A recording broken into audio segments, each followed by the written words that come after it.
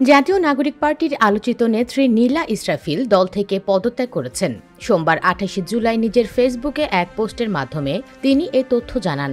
নীলা ইসরাফিল লিখেছেন, আমি নৈতিকতা বেছে নিচ্ছি, দুর্বৃত্ত রাজনীতি নয়। এনসিপি একটি রাজনৈতিক দল যেখানে অপরাধীর বিচার হয় না, যেখানে একজন নারীকে হেনস্থার পরেও অপরাধীর পক্ষে নীরবতা পালন করা হয়। সেই জায়গায় আমি এক মুহূর্ত থাকতে পারি না।